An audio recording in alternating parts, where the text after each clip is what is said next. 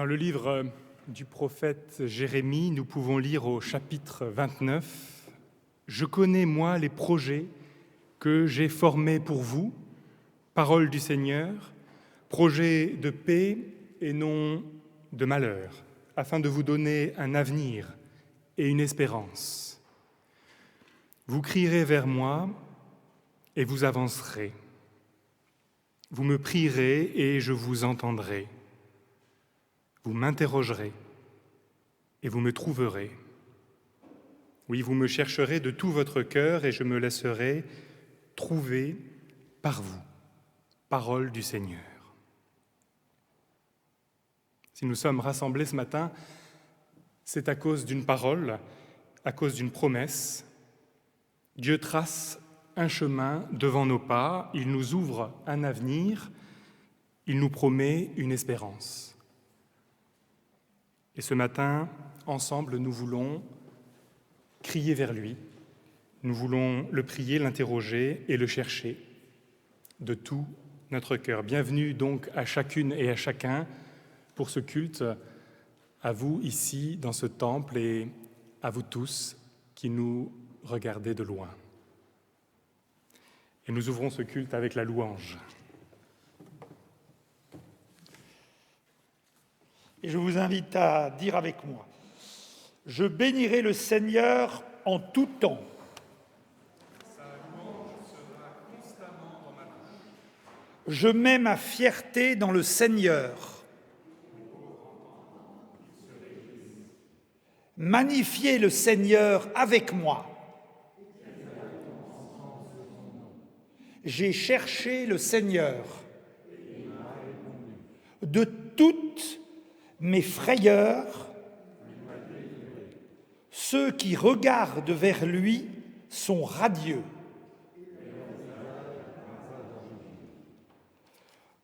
Quand un pauvre crie, le Seigneur entend.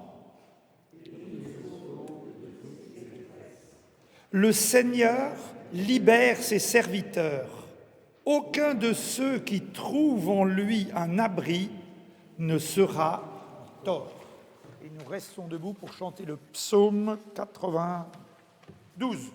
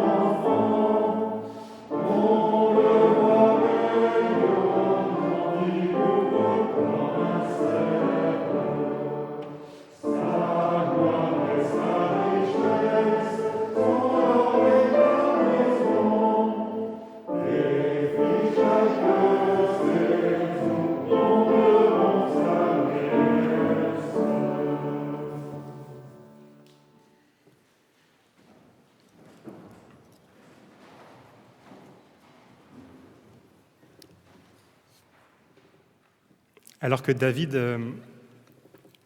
a fait tuer Uri pour cacher son adultère avec Bethsabée, le prophète Nathan va le voir et il lui raconte cette histoire. Il y avait dans une ville 2 hommes, l'un était riche et l'autre pauvre. Le riche avait de grands troupeaux, des bœufs, des moutons. Le pauvre ne possédait qu'une seule petite brebis qu'il avait achetée. Il la nourrissait et elle grandissait chez lui. Elle mangeait de son pain, buvait dans sa coupe. Elle était pour lui comme une fille.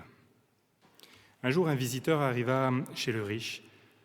Celui-ci évita de prendre une bête de ses troupeaux pour le repas. Il prit la brebis du pauvre et il la prêta pour le visiteur. David entra dans une violente colère et il dit à Nathan, « Le Seigneur est vivant, l'homme qui a fait cela mérite la mort. » Et Nathan lui répondit, « Cet homme, c'est toi. » Je vous invite à la prière. Seigneur notre Dieu, lorsque nous sommes confrontés à ta parole et que nous entendons ton appel, nous avons tendance à penser qu'il s'adresse à tout le monde, sauf à nous. Nous vivons dans un monde d'injustice, où le fossé se creuse, et nous disons facilement, c'est la faute de l'égoïsme des hommes, c'est la faute du gouvernement, c'est la faute du pouvoir de l'argent, c'est la faute de la fatalité. Et ce matin, ta parole vient nous percuter. Elle nous dit, cet homme, c'est toi. Cette femme, c'est toi. Celui qui refuse de partager, c'est aussi toi. Ce croyant qui refuse d'ouvrir son cœur, c'est peut-être toi. Ce propriétaire qui refuse d'ouvrir sa porte, cet homme pressé qui n'a pas le temps de s'arrêter, c'est encore toi. Alors ce matin, éclairés par cette parole qui nous met en porte-à-faux, nous confessons nos limites, humblement, et les déposons devant toi. Pardonne-nous, Seigneur, et appelle-nous à ta suite. Ouvre notre cœur, libère chacune et chacun de la jalousie, de la peur du manque, de la peur de l'étranger, et permets que nous puissions marcher à ta suite. Amen. Seigneur, reçois, Seigneur, pardonne.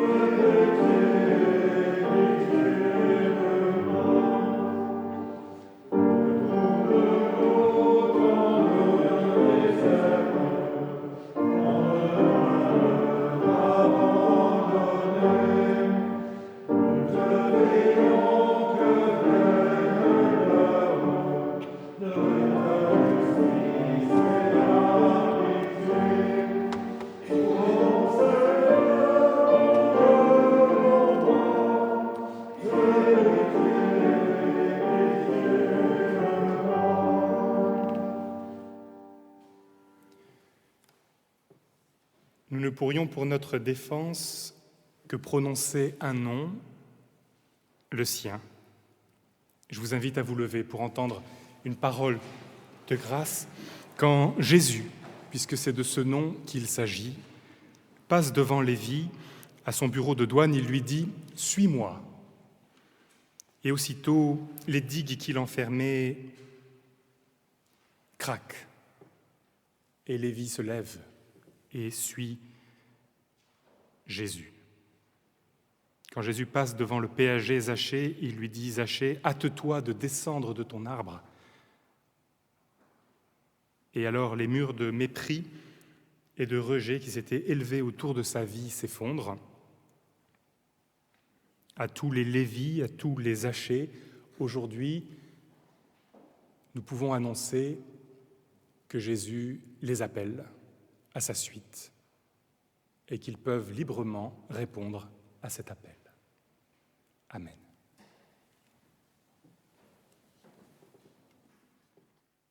Ô ma joie et mon espérance.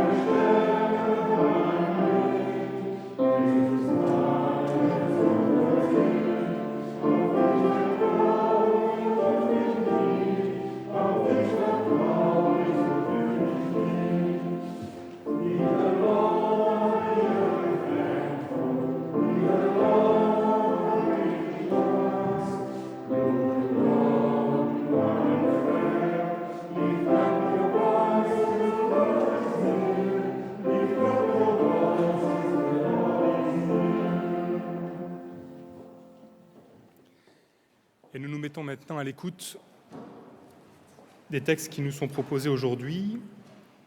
Seigneur, ouvre nos cœurs et nos esprits pour que nous puissions découvrir ta parole, même dans les lettres de Paul.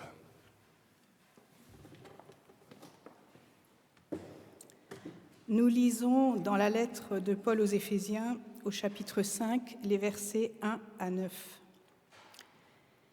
Imitez donc Dieu comme des enfants bien-aimés et vivez dans l'amour, tout comme le Christ aussi nous a aimés et s'est livré lui-même à Dieu pour nous, en offrande et en sacrifice, comme un parfum de bonne odeur. Que l'inconduite sexuelle, l'impureté sous toutes ses formes ou l'avidité ne soit pas même mentionnée parmi vous, comme il convient à des saints. Pas de choses choquantes, pas de propos extravagants, pas de bouffonnerie, cela est malséant, mais plutôt des actions de grâce.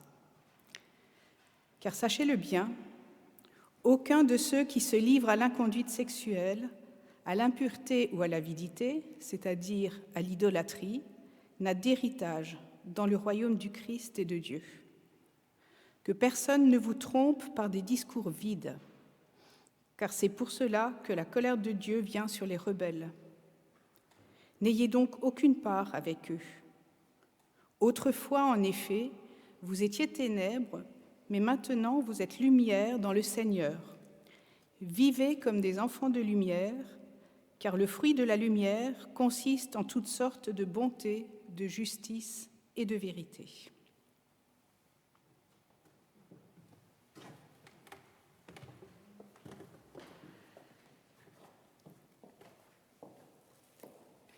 Et avant d'écouter le deuxième texte, nous chantons « Ô parle-moi, Seigneur ».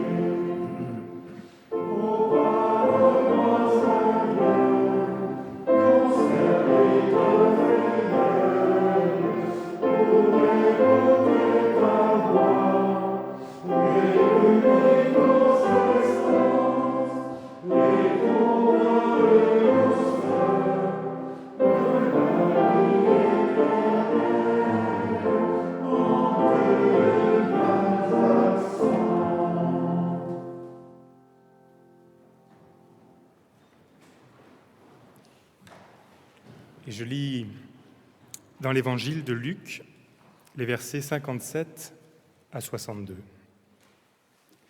Pendant qu'ils étaient en chemin, quelqu'un lui dit « Je te suivrai partout où tu iras ». Jésus lui dit « Les renards ont des tanières, les oiseaux du ciel ont des nids, mais le Fils de l'homme n'a pas où poser sa tête. » Il dit à un autre « Suis-moi ». Et celui-ci répondit « Seigneur, permets-moi d'aller d'abord ensevelir mon Père. » Il lui dit « Laisse les morts ensevelir leurs morts, toi va-t'en annoncer le règne de Dieu. » Un autre dit « Je te suivrai, Seigneur, mais permets-moi d'aller d'abord prendre congé de ceux de ma maison. » Jésus lui dit « Quiconque met la main à la charrue et regarde en arrière n'est pas bon pour le royaume de Dieu. »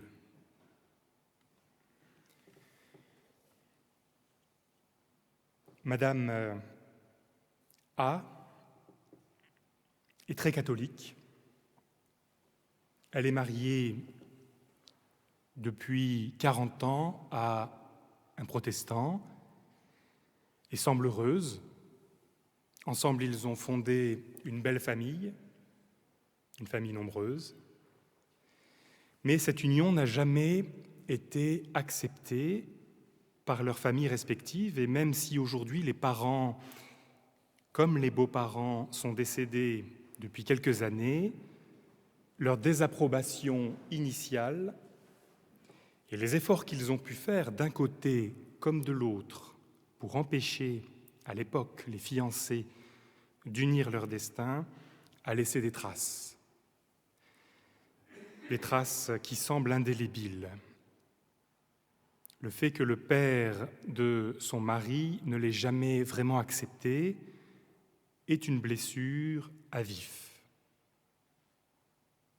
Quand elle évoque son mariage, son conjoint, sa famille, il y a toujours en toile de fond cette rupture avec le projet parental, et le champ lexical utilisé est celui de la lutte, celui du combat pour s'imposer, sans avoir jamais eu le sentiment d'y arriver. C'est très présent. Aujourd'hui, tout cela pourrait être laissé loin derrière elle, mais de toute évidence, son couple et même sa personnalité ont été impactés de telle manière que c'est une plaie encore ouverte. Puis vient lors d'une de nos discussions cette phrase, je la cite, « Un jour, j'ai dit à mon beau-père, vous passez votre temps à dire que les protestants sont plus tolérants que les catholiques, mais vous incarnez exactement le contraire. » Des phrases assassines, des reproches vieux de plus de 40 ans qui ont laissé une marque. Monsieur B a perdu son père il y a quelques jours. Il est très affecté. Bien que le décès soit survenu au terme d'une très longue et belle vie, dans des conditions plutôt privilégiées au regard de la situation sanitaire, une mort que l'on pourrait qualifier de paisible, je comprends peu à peu que ce n'est pas la mort elle-même qui pose problème, mais plutôt le fait qu'elle soit survenue alors qu'une relation complexe s'était tissée au fil des années et que rien n'a contribué à simplifier. Au fond, le père aurait voulu une seule chose, c'est que son fils reprenne l'entreprise familiale, mais devant le refus de son fils, il n'a dès lors eu de cesse de le considérer comme un raté. La réussite universitaire ou les médailles sportives accumulées, parfois jusqu'à l'excès, n'y changeront rien. Toute sa vie, il faudra essayer d'arracher à ce père rancunier une reconnaissance qu'aucun diplôme ni aucun titre ne pourra obtenir. Ce décès empêche ainsi pour toujours une explication finale, une main tendue, l'expression d'un regret ou la formulation d'excuses. Et là encore, le lien avec la foi est clairement verbalisé, je le cite, Nous avons fréquenté l'Église toute notre vie, mais jamais mon père n'a semblé comprendre que ce pardon dont on nous rabattait les oreilles pouvait s'appliquer à son propre fils.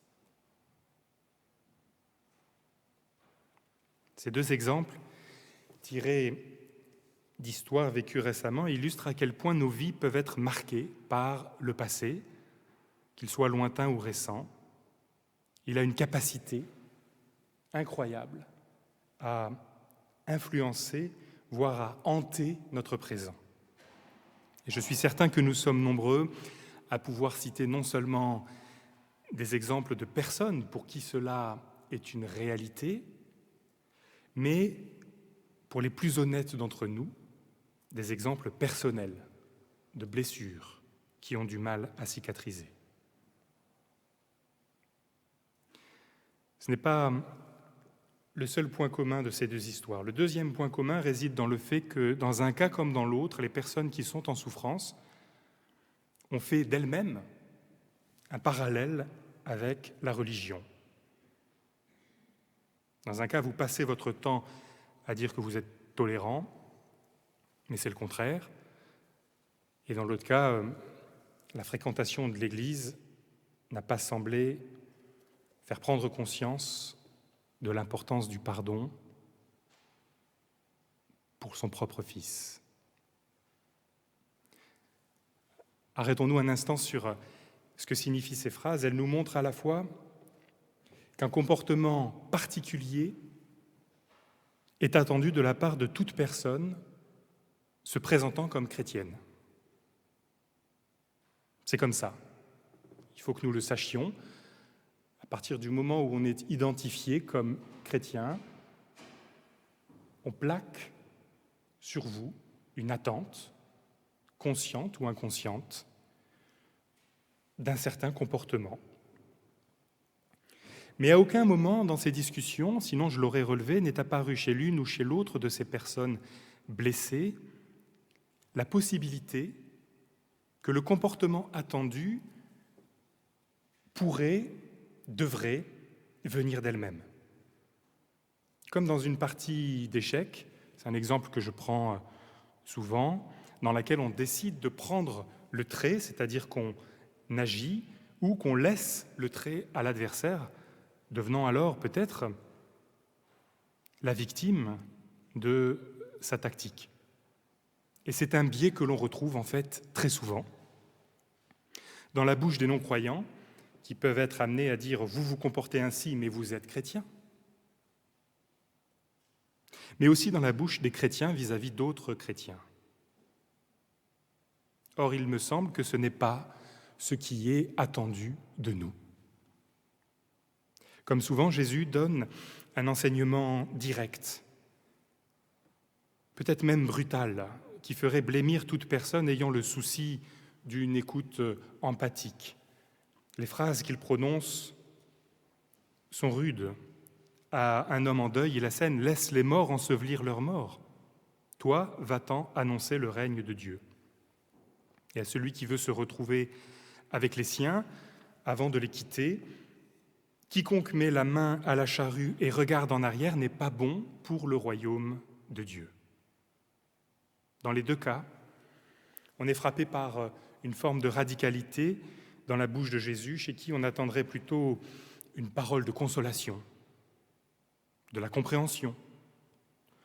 Écoute, il n'y a pas d'urgence, prends quelques jours. On en reparle après que tu aies fait ton travail de deuil, comme on dit aujourd'hui. Si tu as besoin de quoi que ce soit, n'hésite pas, je suis là pour toi. Non, il n'y a pas tellement d'empathie, mais un appel, une injonction à ne pas regarder en arrière. On pense peut-être ici à cette femme qui n'a pas de nom, qui doit son identité à son mari, la femme de Lot, dont on ne sait absolument rien, à part ce qu'en dit un verset du chapitre 19 de la Genèse. Vous connaissez l'histoire, au moment où le couple fuit pour échapper à la destruction de Sodome, la femme de Lot regarda en arrière et devint une statue de sel. À quoi bon marcher derrière son mari, se dit-elle peut-être? Vers quel avenir peut-il encore l'emmener? Elle se retourne, elle regarde son passé qui brûle, alors que les siens continuent à avancer, et elle est figée, elle est incapable de continuer. Comme cette dame qui, depuis tant d'années, se retourne sur les conditions initiales difficiles de son mariage et en souffre, ou cet homme qui a du mal à avancer et reste dans l'attente d'une parole de reconnaissance paternelle qui ne viendra plus. La femme de Lot ne meurt pas, elle est incapable de bouger, elle reste. Jésus, alors, ne dit pas « sauve-toi et le ciel t'aidera ». Il dit « choisis la vie, regarde l'avenir ». Du texte de Paul que nous avons entendu tout à l'heure, on ne retient que la liste des péchés à ne surtout pas commettre, alors que la partie importante est bien celle-là, vivez dans l'amour. Autrefois vous étiez ténèbres, mais vous êtes lumière dans le Seigneur. Vivez comme des enfants de lumière, car le fruit de la lumière consiste en toutes sortes de bonté, de justice et de vérité. N'attendez pas de votre beau-père ou de votre belle-mère qu'ils vous adorent. N'attendez pas de vos parents qu'ils vous félicitent. N'attendez pas de votre passé qu'il s'améliore enfin, en espérant que ce soit la solution à tous vos problèmes. Cela n'arrivera pas. Mais regardez devant, en entendant l'appel qui vous est fait ce matin. Cet appel n'est pas plein de commisération, ce n'est pas l'appel de celui qui a pitié, c'est un appel franc et direct, à ne pas se morfondre. Ce regard en avant qui nous est proposé ce matin n'est pas une bravade inconsciente de celui qui ne connaît pas le poids du deuil.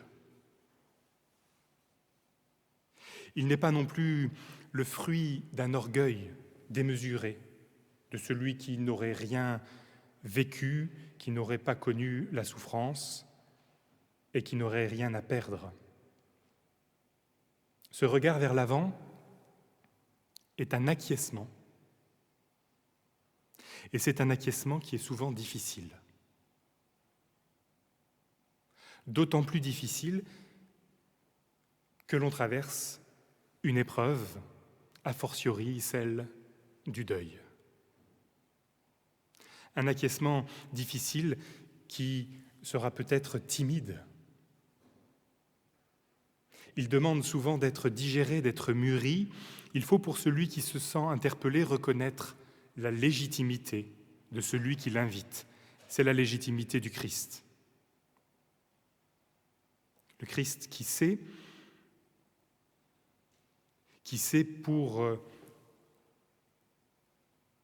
l'avoir déjà vécu, qui sait pour savoir qu'il va le vivre, que la mort peut être le seul horizon, que la peine, la rancœur, le sentiment d'injustice peuvent prendre toute la place, mais qui sait aussi que Dieu, et ce Dieu qui envers et contre tout veut rendre ses créatures autorisées dans l'existence et debout en elles-mêmes. Même quand elles se sentent niées dans leur existence et que tout s'écroule en elles-mêmes.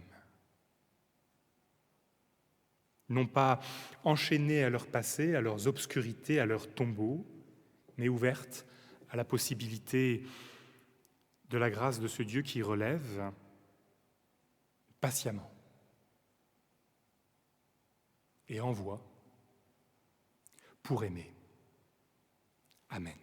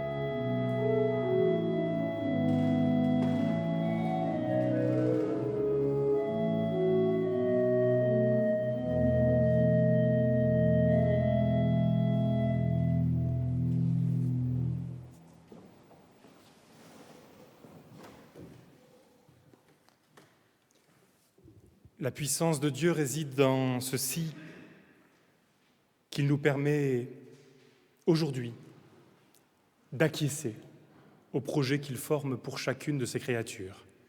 Je vous invite à vous lever pour confesser ensemble.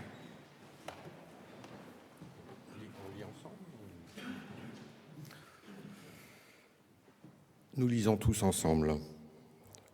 Pour le monde et pour moi, j'ai confiance en Jésus-Christ. Il est le seul sauveur et maître. Il est mort sur une croix pour les autres et pour le monde, comme pour moi. Il est ressuscité, il est présent parmi les hommes et, pour le servir, il appelle son Église sans tenir compte de nos distinctions. Il agit par les hommes et les femmes dans l'histoire pour l'amener à son but, un univers réconcilié dans l'amour. Aussi, je ne crois à la fatalité ni de la guerre, ni de la haine, ni de la catastrophe, ni de la mort, parce que je crois que Jésus nous libère pour des décisions libres. Grâce à lui, Dieu a un visage, il a un nom, celui de Père. Grâce à lui, ma vie a un sens, l'univers aussi. Pour le monde et pour moi, j'espère en Jésus-Christ. Il est celui qui vient. Amen.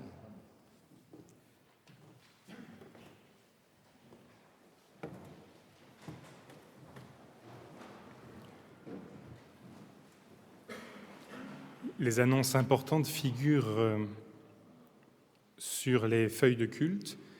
Vous avez vu que cet après-midi à 15h, il y aura un culte musical avec un habitué maintenant, on peut dire, Adrien Viau au violoncelle et Jonathan Funk.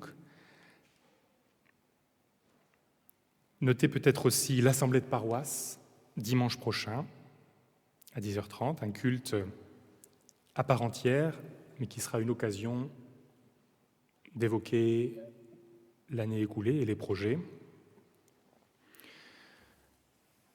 Je rappelle que vous pouvez aussi trouver sur la table au centre du temple des exemplaires du Nouveau Messager, mais aussi des calendriers des religions. Souvent, il y a des gens qui nous demandent « Est-ce que vous avez des calendriers des religions ?» On en a quelques-uns. Alors, servez-vous. Est-ce qu'il y aurait d'autres annonces ? Non. Alors, je vous propose de passer à l'offrande. Cette offrande qui est le signe de votre attachement au travail de l'Église. Si vous êtes par Zoom à distance, vous avez, grâce à la technique, les informations nécessaires pour contribuer à la vie de l'Église locale. Merci pour votre solidarité.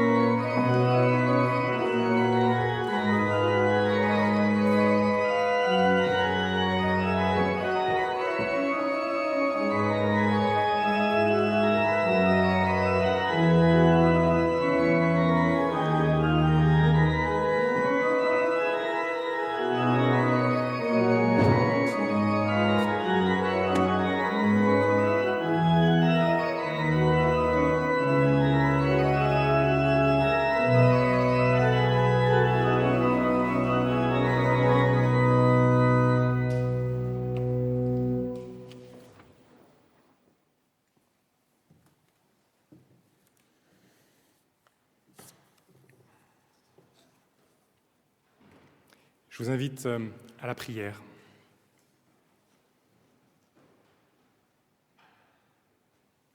L'apôtre Paul écrit « Vous êtes lumière dans le Seigneur, vivez comme des enfants de lumière, car le fruit de la lumière consiste en toutes sortes de bonté, de justice et de vérité. » Seigneur, aujourd'hui, des frères et des sœurs n'arrivent pas à vivre comme des enfants de lumière parce qu'ils connaissent la solitude, la peur, la souffrance et la maladie. Aujourd'hui, des frères et des sœurs ne vivent pas dans la bonté, dans la justice et la vérité, parce qu'ils éprouvent la haine, la violence et la rancune. Aujourd'hui, des frères et des sœurs ne vivent pas de l'amour et sont prisonniers de leurs idoles, de leur orgueil, de leur égoïsme. Nous voulons te prier ce matin pour que notre monde vive ces paroles que tu nous as laissées. Nous te remettons tous ceux que tu confies à notre prière, et particulièrement celles et ceux qui ne trouvent pas la joie, qui ne sont pas en paix, qui ne comprennent pas le sens de la grâce, parce que les épreuves qu'ils traversent les en empêchent. Nous te remettons notre communauté, ses familles, en particulier les familles endeuillées. La famille d'Antoine Pfeiffer.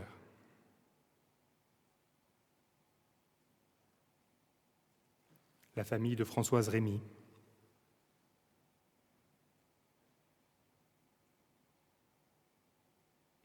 La famille de Monique Ménel.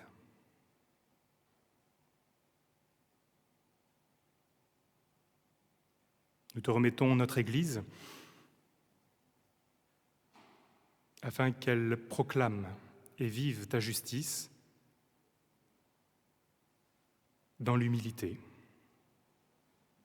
Seigneur, nous voici devant toi, les mains ouvertes, pour que tu puisses nous dispenser ta grâce et ta paix. Et si d'une manière ou d'une autre, nous pouvons être des messagers, des anges de ta parole pour les répandre autour de nous, alors appelle-nous à ta suite.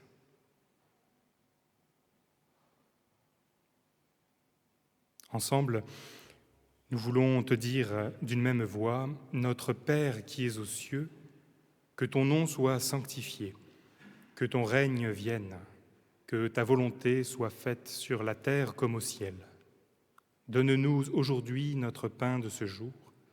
Pardonne-nous nos offenses, comme nous pardonnons aussi à ceux qui nous ont offensés. Et ne nous laisse pas entrer en tentation, mais délivre-nous du mal, car c'est à toi qu'appartiennent le règne, la puissance et la gloire pour les siècles des siècles. Amen.